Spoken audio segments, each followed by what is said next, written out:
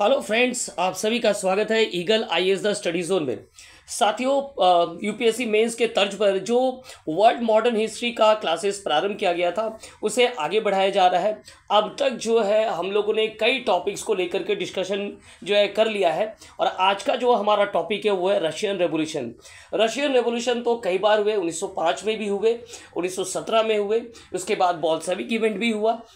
तो आज हम लोग जो है 1917 से लेकर के 1921 तक जो रेवोल्यूशन है उसको लेकर के डिस्कशन करेंगे। और याद रखिएगा, जो 1905 में रेवोल्यूशन हुआ था उसको लेकर भी जो है एक वीडियो लाया जाएगा, ताकि आपको ये पता हो सके कि किस प्रकार जो है रशियन में बार बार जो निरंकुश सत्ता है उनको लेकर के क्या है रेवोल्यूशन हुआ था।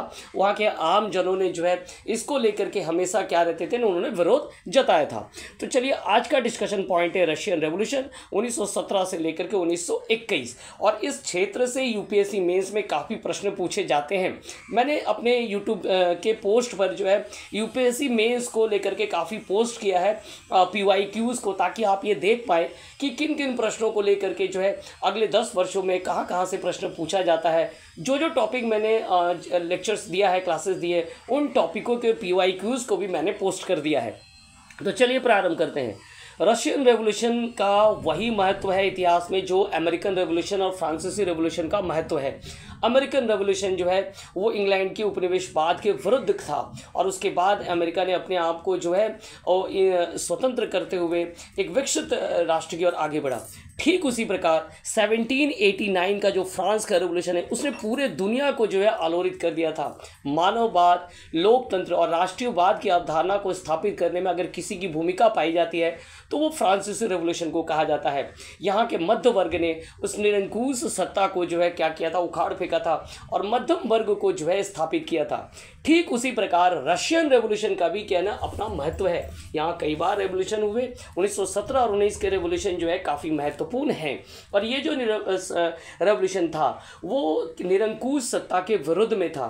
और ना केवल ये निरंकुश सत्ता को यहाँ विरोध किया गया, बल्कि जो एलिट क्लासेस हैं जैसे कुलीन हो गए, पूंजीपति हो गए, जमींदार हो गए, उनके पावर को भी जो है क्या किया गया, कट किया गया। और आम जन जैसे श्रमिक हो गए, मजदूर हो गए, उनके सत्ता को जो है बाद में स्थापित किया गया।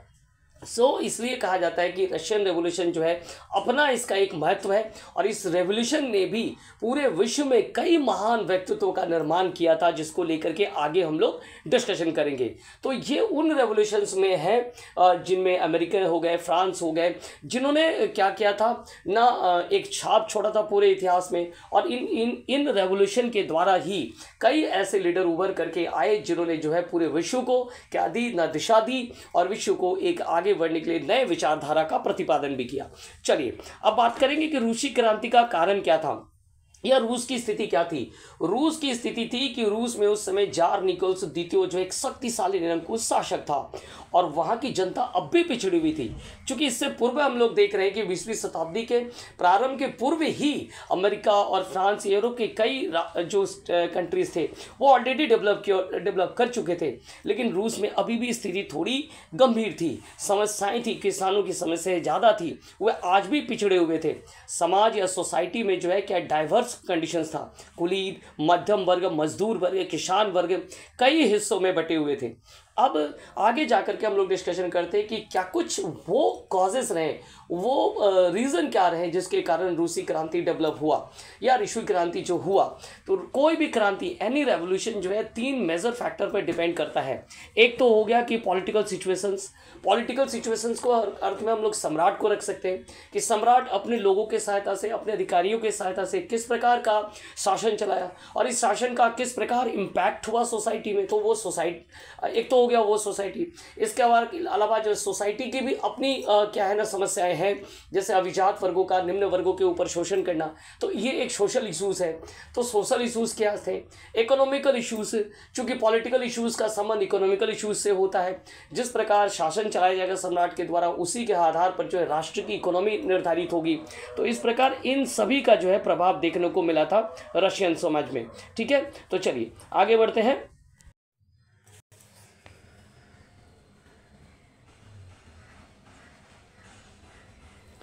तो रशियन क्रांति के क्या कुछ कारण थे उनको लेकर के डिस्कशन करेंगे। रशियन क्रांति के कई कारण थे, उनमें से जो पहला कारण है वो है निरंकुश राजशाही या निरंकुश जारशाही का जो है, और वो सबसे महत्वपूर्ण था।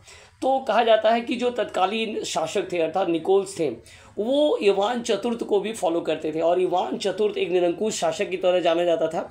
उन्होंने जार के पद को जो है क्या बना दिया था, काफ़ी शक्तिशाली बना दिया था। उन्होंने कहा था कि जार जो है रूस का एकाधिपति है, अर्थात उसके डिसीजन क्या होंगे, न सर्वमान्य होंगे और अंतिम होंगे। ठीक उसी तरह पीटर महान भी थे, जिन्होंने कहा था जार जो है वो दुनिया के प्रति उत्तरदायी ना मानकर जो है पीटर महान के द्वारा भी इस पद को और स्वेच्छाचारी बना दिया गया था। ठीक इसी प्रकार बाद के जो शासक बने अलेक्जेंडर प्रथम और द्वितीय, वे कुछ उदार हुए, लेकिन उनके उदारता का परिणाम ही उल्टा दिखा गया, और देखा गया कि बाद में अलेक्जेंडर जो सेकंड थे, उनके उदारवादी नीति के कारण उनकी हत्या भी हो गई। तो हम इनके द्वारा भी बाद में जा करके जो है प्रतिक्रियावादी शासन या जो है निरंकुश शासन स्थापित हो गया। अर्थात वहाँ जो है शासकों के द्वारा ये उनके दिमाग में कॉन्सेप्ट में आ चुका था कि अगर यहाँ शासन करना है तो हमें क्या करना पड़ेगा ना, निरंकुश शासन के तले ही जो है इसका शासन चल सकता है। ठीक इसके बाद अलेक्जेंडर थ्री के द्वारा जो कठोर एवं दमनकारी नीतियाँ अपनाई गई और सम्राट के पद को क्या किया गया था, सुरक्षित किया गया था। तो जो निरंकुश जारशाही थी, इससे कहीं ना कहीं जो है क्या थे ना, लोग त्रस्त थे और वे इस स्थिति को बदलना चाहते थे, और इसी के कारण क्या है ना, वहाँ बार बार विद्रोह हुए। 1905 के बाद जो है निकोल्स द्वितीय ने जो है ड्यूमा के निर्वाचन को लेकर के जो है घोषणा किया था, अर्थात उन्होंने कुछ लिबरल डिसीजन लिए थे, लेकिन कहा जाता है कि बाद में जा कर के उन्होंने जो है स्टेलिपिन की सहायता से जो है उसमें जो है प्रतिक्रियावादी शासन स्थापित कर दिया था। तो थोड़े देर के लिए यहाँ देखा गया था कि हो सकता है कि निरंकुश जार जो थे उनके द्वारा लिबरल डिसीजन लिया गया, लेकिन बाद में उन्होंने ड्यूमा को ही भंग कर दिया और फिर वहाँ पर जो है ना निरंकुश शासन स्थापित किया। तो रशियन कुछ शब्दों में अगर कहा जाए कि जो रशिया की स्थिति थी वो क्या था ना, ये कहा जा सकता है कि रशियन में जो नागरिकों के अधिकार थे वो अभी बहुत कम थे।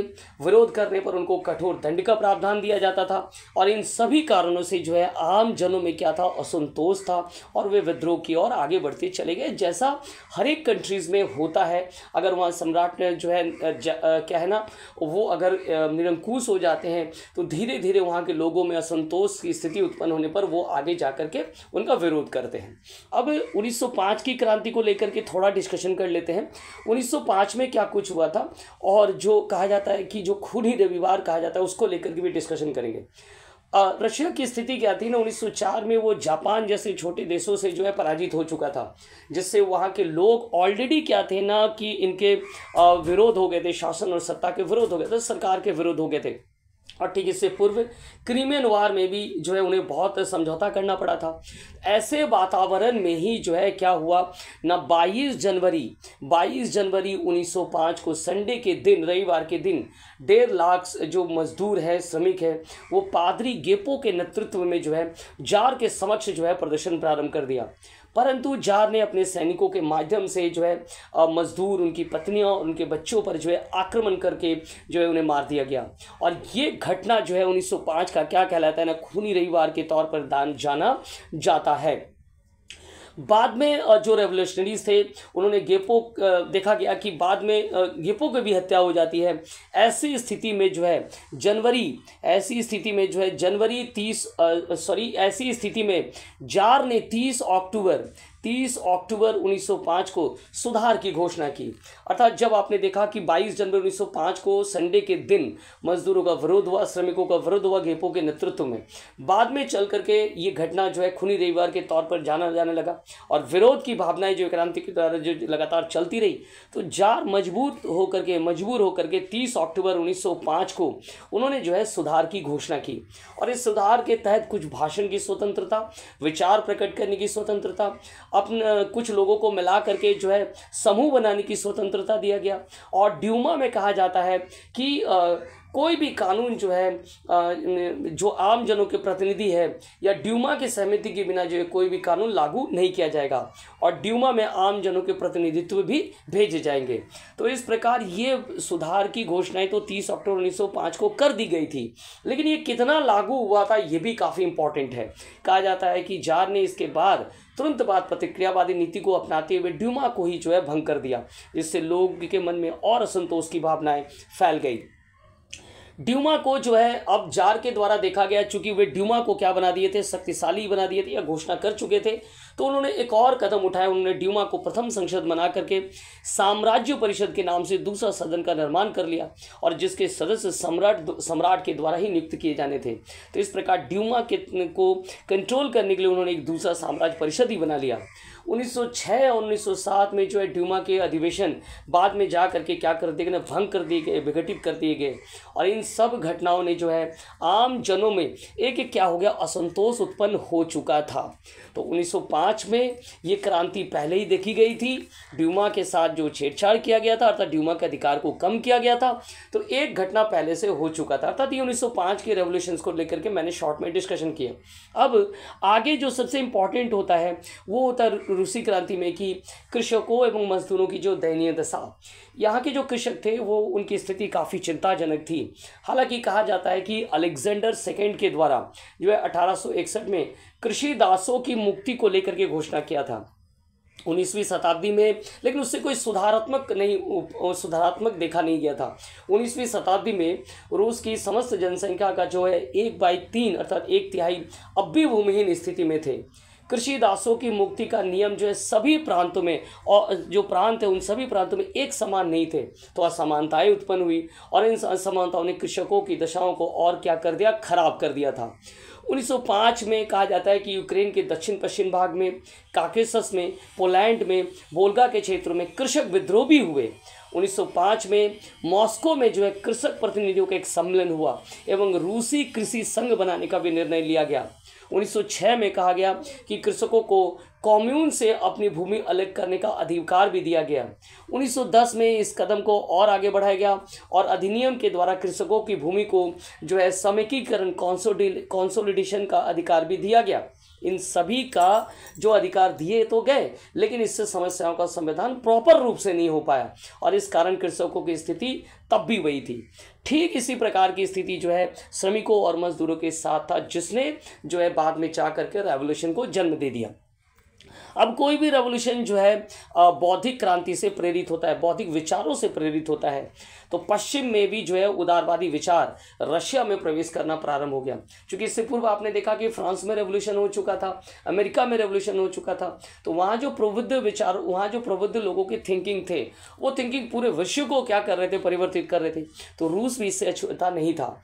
रूस में भी टॉलस्टॉय, तुर्गनोव है ना, इसके साथ दोस्तोवस्की जैसे नोबलिस्टों के द्वारा रूस के जो जीवन की जो विफलताओं हैं या उनकी जो समस्याएं हैं उनको ध्यान आकृष्ट कराया गया। इसके अलावा कार्ल मार्क्स, मैक्सिमम गोर्की है ना, बाकुनिन के जो समाजवाद की थ्योरीज हैं उन्होंने श्रमिकों और बुद्धिजीवियों को क्या किया था, प्रभावित किया था। और इसके साथ ही शून्यवाद का उदय हुआ, जिसके द्वारा कहा जा रहा है कि ना जो प्राचीन संस्थाएं हैं, प्राचीन सामाजिक व्यवस्थाएं, उनको उखाड़ फेंकने, उनको हटाने का प्रयास किया गया। तो बौद्धिक विचारों ने भी जो है समाज को आलोड़ित किया, उन्हें शिक्षित किया, एडुकेटेड किया और उनके शोषण के विरुद्ध और अपने अधिकारों के विरुद्ध फाइट करने के लिए क्या किया ना, उन्हें आगे बढ़ाया। 1860 में जो है रूस के बुद्धिजीवियों के द्वारा समाजवादी आंदोलन का भी प्रारंभ किया गया था। इनके समर्थकों को जो है नारोदोनिक या पॉपुलिस्ट कहा जाता था। 1883 में रूस में समाजवादी विचारों का प्रभाव बढ़ता गया। बोल्शेविक, मोन्शेविक जैसे कई दल भी बनते चले गए। तो इस प्रकार रूस में समाजवाद का प्रभाव आना प्रारंभ हो चुका था और इन समाजवादी प्रभाव के कारण रूस में जो है लोग इकट्ठे हो रहे थे और वे जो है इन समस्याओं के विरुद्ध लड़ रहे थे। आगे कई और भी कारण है रूस के क्रांति का, जैसे अन्य कंट्रीज़ के लिए भी होते हैं, जैसे आर्थिक और सामाजिक विषमताएं। जार निकोल्स का जो है भ्रष्ट शासन भी इसके लिए कारण था। पर सबसे इम्पॉर्टेंट था कि वो कौन से तात्कालिक कारण थे जिन्होंने इस व्यवस्था के विरुद्ध लोगों को एकत्रित किया। तो सबसे इम्पॉर्टेंट कहा जाता है कि रूस का प्रथम विश्व युद्ध में प्रवेश होना ये एक बहुत बड़ा कारण हो चुका था, और इससे क्या हो गया ना, आर्थिक संकट उत्पन्न हो गए थे और इससे जनसंख्या भी काफ़ी असंतुष्ट थे। इसमें एक बड़ा मास, एक बड़ा धन की खर्चा हुई थी, जो कि आपने फर्स्ट वर्ल्ड वॉर में देखा था। 1904 और 5 में तो जापान रूस को पराजित कर चुका था, और इसके पूर्व 1905 की क्रांति भी हो चुकी थी, लेकिन फिर भी जो है ड्यूमा अभी भी क्या है ना, ड्यूमा की स्थिति अभी भी उतनी अच्छी नहीं थी। तो ये जो क्षणिक प्रतिक्रियावाद शक्तियाँ थी, उन्होंने क्या किया था, ड्यूमा पर अधिकार कर लिया था। तो रूस का पुनः इस सिचुएशन में भी रूस ने पुनः 1914 में जो है क्या किया ना, विश्व युद्ध में प्रवेश कर गया, और इससे जनता, हो सकता है कि उनके प्रतिनिधियों के कुछ लोग संतुष्ट थे, लेकिन जनता संतुष्ट नहीं थी, और उन्होंने जो है क्या किया ना, उन्होंने देखा कि इससे पूरे राज्य स्टेट कंट्रीज का जो खर्च है वो काफ़ी बढ़ गया था, लोग भी काफ़ी इससे जुड़ गए थे और हताहत और मारे जा रहे थे। जैसे कहा जाता है कि सेना में जो है 3 वर्षों में 1.5 करोड़ से भी अधिक लोगों को भेजा गया था। तो आप सोच कर देखिए, सारे लोग ही वर्ल्ड वॉर में भेज दिए गए, और इससे क्या होगा ना, तो किसान खेती कर पाएंगे, चूँकि खेती और मजदूर तो वर्ल्ड वॉर में चले गए, तो अन्य चीज़ों का भी प्रोडक्शन रुक गया। और इसका डायरेक्ट इम्पैक्ट कहाँ पर होता है, तो डायरेक्ट इम्पैक्ट होता है जो है कंट्रीज़ के इकोनॉमी पर इम्पैक्ट होता है, सोसाइटी पर इम्पैक्ट होता है। तो युद्ध किसी भी स्थिति में अच्छी नहीं होती है, युद्ध के पहले टेबल टॉक जो है बहुत काफ़ी आवश्यक माना जाता है। तो लेकिन रूस ने युद्ध में प्रवेश कर गया, और इस युद्ध में प्रवेश होने के साथ ही जो वहाँ कमी आना प्रारंभ हो गया, और 1916 और 17 में जो है क्या हुआ, जनता में असंतोष बढ़ता चला गया, और इसी असंतोष का परिणाम क्या था ना, रशियन रेवोल्यूशन, जो कि 1917 से 21 के बीच में हमें देखने को मिला। हालांकि 1905 में भी जो है रशियन रेवोल्यूशन हुआ था। चलिए अब हम लोग उस रेवोल्यूशन को लेकर के थोड़ा डिस्कशन करेंगे कि कैसे 1917 में जो श्रमिकों एवं मजदूरों का रशियन रेवोल्यूशन हुआ था वो किस तरह से स्टार्ट हुआ था, उसको लेकर के थोड़ा डिस्कशन करेंगे। तो रशियन क्रांति के कारणों को लेकर के मैंने ऑलरेडी डिस्कशन कर दिया, और अब मार्च 1917 की रूसी क्रांति को लेकर के डिस्कशन करते हैं। मार्च 1917 की जो क्रांति है, एज यूजुअली कोई पूर्व निर्धारित योजना के आधार पर क्रांति जो है जल्दी होता नहीं है, चाहे वो आप भारत का सिपाही क्रांति कहें या स्वतंत्रता संघर्ष कहें। सारी घटनाएं अगर आप देखेंगे, भारत में भी गांधी जी के द्वारा जो कदम उठाए गए थे या जो आंदोलन किए थे, वो एक सडेन के तौर पर स्टार्ट किया गया था, और फिर उनमें लोग जुड़ते चले गए। तो क्रांतियाँ इसी तरह स्टार्ट होती है। रूस में भी क्रांति इसी तरह प्रारंभ हुई, सडेन, कोई योजनाबद्ध काम नहीं था, और क्रांति प्रारंभ हो गया। लगातार युद्ध से पराजित होने के कारण आर्थिक बोझ के तले जो है और इन्फ्लेशन के दबाव के चलते लोगों में जो है भुखमरी की स्थिति उत्पन्न हो गई, और इसने रिवॉल्ट को जन्म दे दिया। तत्कालीन समय में रूस में कुप्रबंध को लेकर के जो है कहा जाता है 1917 में, फरवरी 1917 में क्या है, एक कमेटी का आयोजन किया गया, मॉस्को में सभा बुलाए गए कुलीन लोगों की, लेकिन सम्राट जो है इस पर ध्यान नहीं दिया, और जो है उन्होंने अपने सहयोगियों के साथ इससे ध्यान हटा लिया। 7 मार्च की घटना जो है अब बेकाबू हो चुका था। आम जनता जो है दुकानों को लूटना प्रारंभ कर दिए थे, चूँकि उनकी भूख जो है और उनकी समस्याएं बढ़ चुकी थी। सिपाहियों को इन पर गोली चलाने का आदेश देने पर भी सिपाहियों भी जो है इससे पीछे हट गए, और उन्होंने क्रांति का साथ दिया। 8 मार्च को घटना और भी बढ़ गई। उन्होंने कपड़े की दुकानों को, कारखानों को सामने हड़ताल प्रारंभ कर दिया, और अत्याचारी शासनों का नाश के नारे भी लगाने प्रारंभ कर दिए। 10 मार्च को कहा जाता है कि पेट्रोग्राड के सभी कारखाने बंद हो गए और आंदोलन प्रारंभ हो गया। जार ने स्थिति को अनियंत्रित होता देखते हुए ड्यूमा को क्या कर दिया, भंग कर दिया, और 12 मार्च को जो है सैनिक भी जो है क्रांतिकारियों से जाकर क्या हो गए, मिल गए, आंदोलनकारियों से मिल गए। और इसके बाद देखा गया कि इन आंदोलनकारियों और क्रांतिकारियों ने मिलकर क्रांतिकारी परिषद का निर्माण किया, जिसके द्वारा जो है वास्तविक सत्ता अपने हाथ में ले ली गई, और एक अस्थायी सरकार का क्या गया था, निर्माण किया गया था। और इसके जो नेतृत्वकर्ता थे वो कौन थे, तो प्रिंस ग्लोबोव जो थे वो इसके नेतृत्वकर्ता थे। इस अनियंत्रित स्थिति को देखते हुए 15 मार्च 1917 को जो जार निकोल II थे, उन्होंने अपने भाई ग्रैंड ड्यूक माइकल के पक्ष में अपना सिंहासन त्याग पत्र दे दिया, और इस प्रकार कहा जाता है कि 300 वर्षों का जो रोमानोव शासन था उसका क्या हो गया, अंत हो गया। तो ये एक शॉर्ट घटना थी जो मार्च 1917 में रशिया में रेवोल्यूशन के तौर पर हुआ था, और जार सही का क्या किया गया था, अंत किया गया था। चलिए, इसके तुरंत बाद जो अस्थायी सरकार को लेकर के थोड़ी बहुत घटना थी उसको लेकर के डिस्कशन कर लेते हैं। जो क्रांतिकारी परिषद बनी और जो सोवियत सरकार थी उनमें क्या था, कंट्राडिक्शन हो रहा था कई चीज़ों को लेकर के। तो पेट्रोग्राड में जो है क्रांतिकारी सोवियत के द्वारा जो है 15 मार्च को एक आज्ञा पत्र जारी किया गया और कहा गया कि जो जल सेना और थल सेना है वे उन्हीं कार्यों को करेंगे जो कि जो है क्रांतिकारी परिषद और सरकार के मध्य जिसको लेकर के क्या है कंट्राडिक्ट ना हो। जून 1917 में जो है अखिल रूसी सोवियत कांग्रेस का अधिवेशन जो है आमंत्रित किया गया। सोवियत के द्वारा जो है अखिल रूसी सोवियत कांग्रेस का आमंत्रित किया गया। इसमें कहा जाता है कि समाजवादी, मोन्सेविक और बोल्शेविक दल के प्रतिनिधियों ने भाग लिया। इस सम्मेलन में 300 सदस्यों से अधिक जो है अखिल रूसी सोवियत कार्यकारिणी समिति का गठन भी किया गया। लेकिन जो मूल निर्णय थे वो एक प्रेसिडियम के हाथों में था जो कि 20 सदस्यों से मिलकर के बना था, जिसमें समाजवादी और मोन्सेविक दल थे। अर्थात इसमें बोल्शेविक दल को शामिल नहीं किया गया था और बोल्शेविक दल इस घटना से क्या थे, रुष्ट थे। पुनः 1 जुलाई 1917 को क्या कुछ हुआ। पुनः 1 जुलाई 1917 को जो है पेट्रोग्राड में जो है श्रमिकों और मजदूरों का एक विराट प्रदर्शन हुआ जिसे जो है बोल्शेविकों द्वारा समर्थन दिया गया था।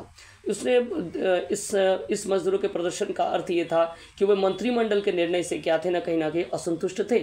4 दिनों के बाद सरकार ने जो है सेना की मदद से इस विद्रोह का दमन कर दिया गया। कहा जाता है लेनिन और जिनोवीव जो थे उन्हें जो है भागना पड़ा था और वे क्या हुए थे, रूस छोड़कर भाग गए थे। इसके बाद गालव के जो मंत्रिमंडल थे उसको भी त्यागपत्र देना पड़ गया और केरेन्स्की को जो है आमंत्रित किया गया। केरेन्स्की एवं जो सेना प्रधान है उनके बीच में जो है आपसी संघर्ष शुरू हो गए। इससे जनता और भी क्या हो गई, इस अस्थायी सरकार पर जो अपना विश्वास खो दिया और उन्होंने बाद में चलकर जो है बोल्शेविक को क्या कर दिया ना, समर्थन दे दिया। और कहा जाता है कि बाद में बोल्शेविक क्रांति भी हुए थे। तो इस प्रकार 1917 की क्रांति हुई जो कि भिन्न भिन्न कारणों से जो है रूस में उत्पन्न हुआ, जिसको लेकर के मैंने डिस्कशन किया और आगे भी जो है आपको बोल्शेविक क्रांति को लेकर के डिस्कशन करेंगे। साथ में बाद में जो नई आर्थिक नीतियाँ रूस में लागू की गई थी उनको लेकर के भी डिस्कशन करेंगे। अर्थात रूस की क्रांति का बाद में चलकर के रूस में जो परिणाम आया, जो इफेक्ट आया, जो सुधारात्मक कदम उठाए उनको लेकर भी क्या किया जाएगा, डिस्कशन किया जाएगा। तो चलिए हमारे साथ जुड़े रहिए ईगल आईएएस स्टडी जोन में। आप सभी का बहुत बहुत धन्यवाद।